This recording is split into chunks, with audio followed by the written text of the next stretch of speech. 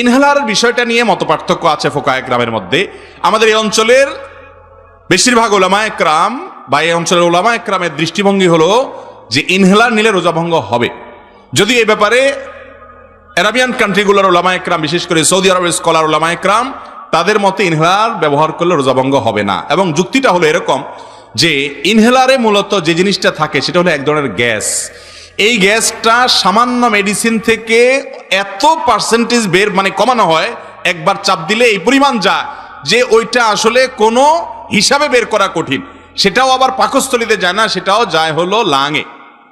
বিশেষ করে মোহাম্মদ সালেহ আল মুনাজ্জিদ হাফিজাহুল্লাহ উনি বিস্তারিত এটা নিয়ে আলোচনা করেছেন। যেহেতু এটা লাঙে যায়, পাকস্থলীতে যায় না, আবার এটা গ্যাস, এটা কোনো খাদ্য পানীয় বা তার সাথে সাদৃশ্যপূর্ণ কিছু নয়, এই জন্য ইনহেলার ব্যবহার করলে তিনারা বলছেন রোজা ভঙ্গ হবে না। তারপরেও বিন বাজ রহমতুল্লাহ বলেছেন প্রয়োজন না হলে ইনহেলার না নিয়ে সবর করে থাকাটাই উচিত এবং ভালো। যদিও আগে বলেছি যে আমাদের দেশে উলামায়ে কেরামের মত হলো ভিন্ন, যে ইনহেলার রোজা ভঙ্গ হবে যদি ইনহেলার ব্যবহার করেন, জরুরি হয়, আপনার নিঃশ্বাস বন্ধ হয়ে যায়, একান্ত আবশ্যক হয় ব্যবহার করবেন, এই রোজাটা পরে রেখে দিবেন, সেটা নিরাপদ এবং সেফ।